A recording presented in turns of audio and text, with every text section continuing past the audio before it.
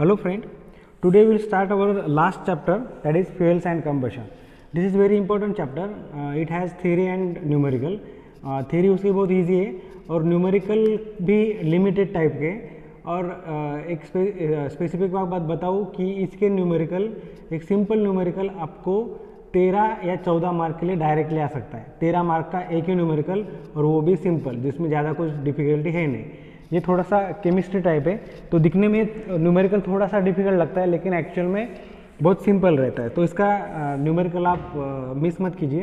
ये आपको directly 13 marks दे सकता है एक ही न्यूमेरिकल. एक न्यूमेरिकल बराबर आ गया, आपको 13 मार्क वैसे मिल जाएंगे. और इसके अलावा इसकी थ्योरी भी बहुत आती है और थ्योरी बहुत सिंपल है क्योंकि इसका बेस केमिस्ट्री है, तो ये ज़्यादा डिफिकल्ट नहीं है. तो let start with fuels. So what is fuel? Fuel is something which gives heat energy after burning. Okay, burning के बाद जो हमें heat energy देता है, ऐसे substance को हम fuel कहते हैं. Okay, so its definition is fuel is something substance which releases heat energy on combustion. मतलब combustion करने के बाद जो heat energy release करेगा उस substance को हम फ्यूल कहेंगे. जैसे कि पेट्रोल है, पेट्रोल को जलाया तो वो हीट देता है, तो पेट्रोल इज फ्यूल. या फिर कोल है, कोल को हमने जलाया तो वो हमें हीट देता है, तो कोल इज फ्यूल. या लकड़ी है, वुड है, वुड को हमने जलाया तो वो हीट देता है, तो would is also one type of fuel. So fuel का जो मेन कंपोजिशन रहता है उसमें कार्बन और हाइड्रोजन का परसेंटेज ज़्यादा रहता है. ओके, इसी के साथ उसमें सल्फर भी रहता है, मॉइस्चर भी रहता है, फॉस्फोरस भी रह सकता है. So these are the composition of fuel, but mainly it is rich in carbon and hydrogen. Okay, that is also called hydrocarbon. Clear. अगर आप कोल की बात करें तो उसमें कार्बन का परसेंटेज ज़्यादा रहता है, उसके बाद में हाइड्रोजन का. सिमिलरली पेट्रोल लो, वुड लो, उसमें कार्बन का परसेंटेज ज़्यादा, फिर हाइड्रोजन का. अगर हाइड्रोकार्बन है तो ही उसकी कंबशन के बाद हीट ज़्यादा मिलेगी. दैट इज़ वाई ऐसे सब्सटेंस जिसमें जो हाइड्रोकार्बन में रिच है वही हम एज अ फ्यूल यूज़ करते हैं. सॉरी. तो ये हो गया fuel. Now we will see classification of fuel.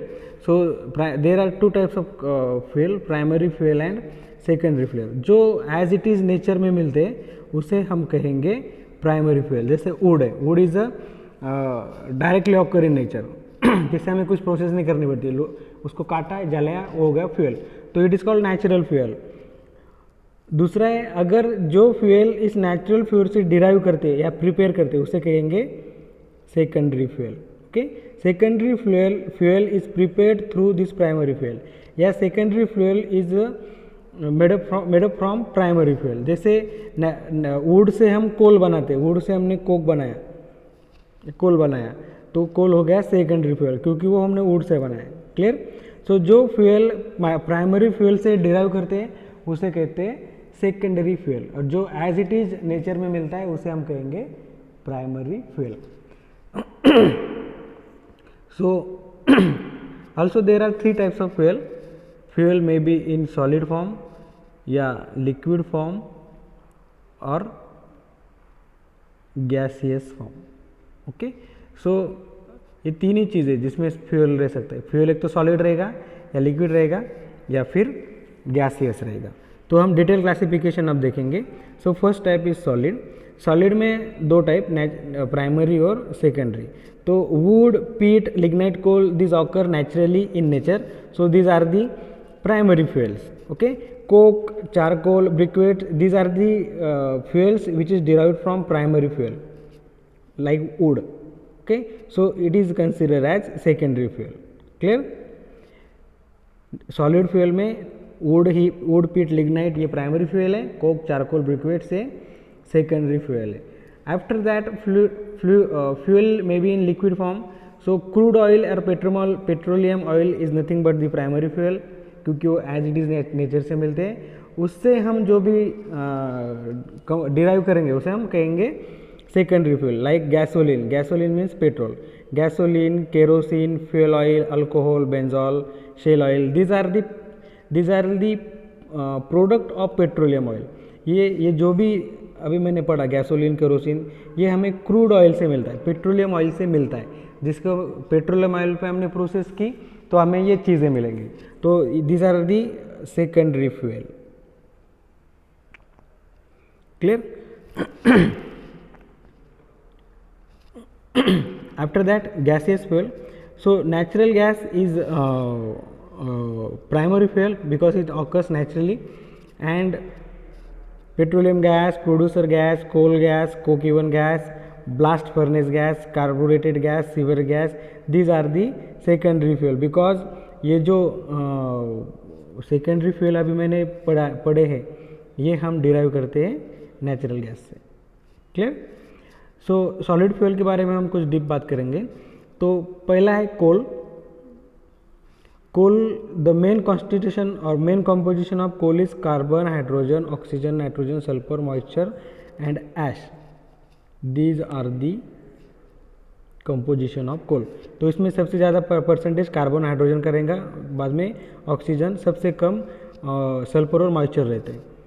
Okay, अब ये कोल बनाने की कुछ प्रोसेस है, जैसे प्लांट डिब्रिस, मतलब प्लांट की जो रेसिड्यूज है उससे हम पहले पीट, फिर लिग्नाइट, फिर ब्राउन कोल, फिर सब बिटुमिनस कोल, फिर बिटुमिनस कोल, फिर सेमी बिटुमिनस कोल, फिर सेमी एंथ्रासाइट्स कोल, फिर एंथ्रासाइट्स कोल, फिर ग्रेफाइट। तो ये हो गया कोल। तो प्लांट डिब्रिस मतलब लकड़ी से हमने कोल को बनाया है। So coal is secondary fuel. Peat is the first stage in the formation of coal from wood, मतलब पीट भी हमें वुड से मिलता है। ओके, और इसमें मॉइस्चर का परसेंटेज ज़्यादा रहता है, तो इसे यूज़ करने से पहले 1 या 2 मंथ तक उसको ड्राई करना होता है। ओके, उसके बाद हम उसका यूज़ कर सकते हैं। बाद में लिग्निटस एंड ब्राउन कोल, ये पीट और कोल के पीट के बाद की स्टेज है जो हम लकड़ी से या वुड से कोल बना रहे हैं। पहले पीट बनता है, फिर ब्राउन कोल बनता है, ब्राउन कोल पे प्रोसेस करने के बाद फिर कोल बनता है। ओके, इसमें भी हाई मॉइस्चर रहता है और हाई एश कंटेंट रहता है, और इसका जो कैलोरीफिक वैल्यू या हीट कंटेंट रहता है वो कम रहता है। इसके बाद में बिटुमिनस कोल, ये बिटुमिनस कोल की जो कैलोरीफिक वैल्यू है वो लिग्नाइट्स या पीट या वुड से ज़्यादा रहती है। तो अराउंड यहाँ पर वैल्यू दिए 31,350 किलो जूल पर केजी इसका कैलोरीफिक वैल्यू है। इसके बाद में सेमी बिटुमिनस कोल, ये it is softer than anthracites, anthracite से सॉफ्ट रहता है, और इसका इसमें जो वोलाटाइल मटेरियल है वो 15 से 20% रहता है।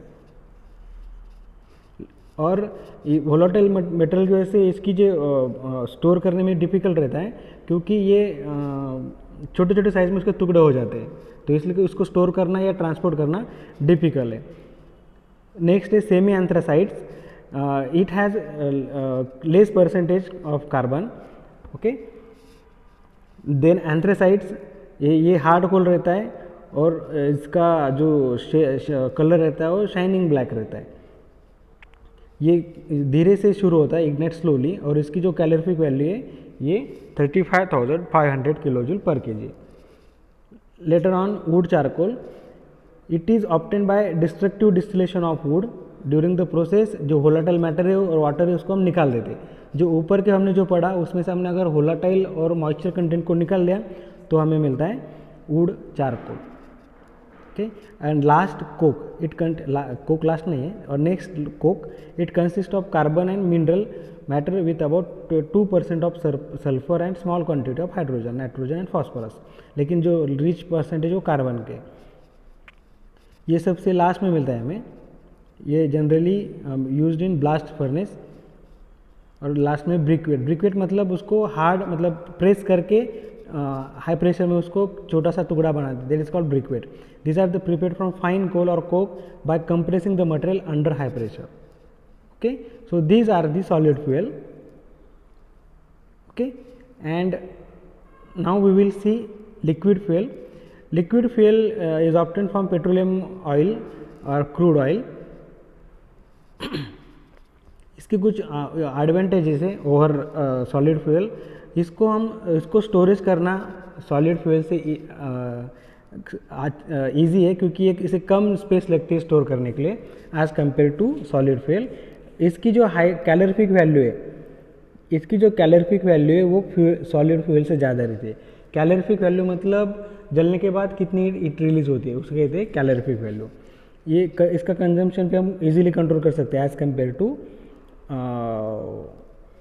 Solid fuel.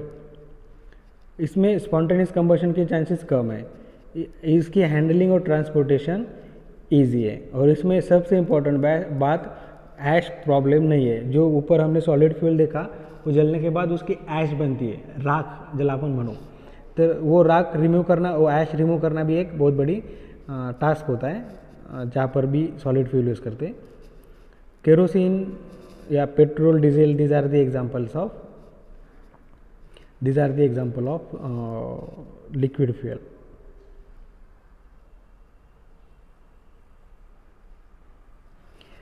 नेक्स्ट है गैसेस फ्यूल, जिसमें सबसे मेन है नेचुरल गैस। नेचुरल गैस का जो मेन कंपोजिशन है वो है मीथेन और इथेन, और इसकी कैलोरीफिक अबाउट 21,000 किलोजूल पर मीटर क्यूब। इसका जो यूज़ होता है वो हम अभी आईसी इंजन में कर रहे हैं। मतलब आईसी इंजन या तो पेट्रोल पे चलेगा या फिर गैसेस पे, या डीजल पे चलेगा या गैसेस पे, मतलब हाइब्रिड इंजन हम जिसे बोलेंगे। तो इससे इसका अच्छा एडवांटेज ये है कि इसमें जो पोल्यूशन प्रोड्यूस होता है वो कम रहता है as compare to liquid fuel. बाद में कोल गैसेस, कोल गैस में mainly consist of hydrogen, carbon monoxide, hydrocarbon. Okay, it is prepared by carbonisation of coal. ये कोल से हमें मिलता है, that is why it is coal gases. It is also used in commercial purpose or in boiler. Coke oven gas, it is obtained during the production of coke by heating the bituminous coal. जब हम Coke का production कर रहे थे तभी हमें Coke oven gas भी मिल सकता है। ओके, और लेकिन बिफोर यूज़ इन इंजन इसको हमें अच्छे से फिल्टर भी करना होता है। बाद में है blast furnace gas. It is obtained from smelting operation in which air is forced through layers of coke and iron ore. तो ये भी कोक बनाने के प्रोसेस में हमें ब्लास्ट फर्नेस गैस भी मिल सकता है।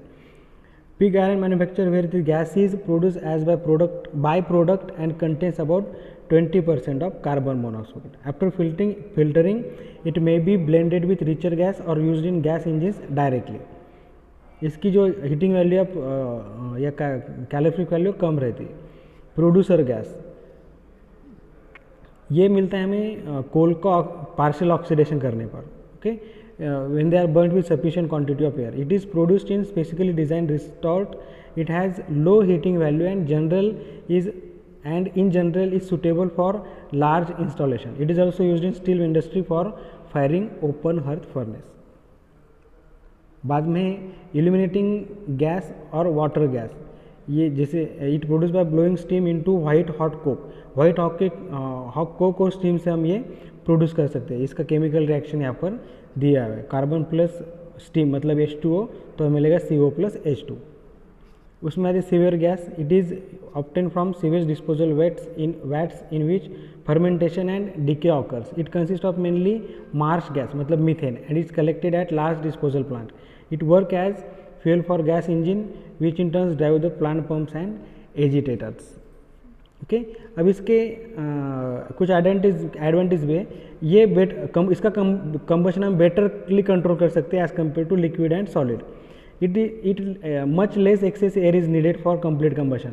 इसके कंप्लीट कंबशन के लिए जो एयर लग रही है वो भी कम रहती है।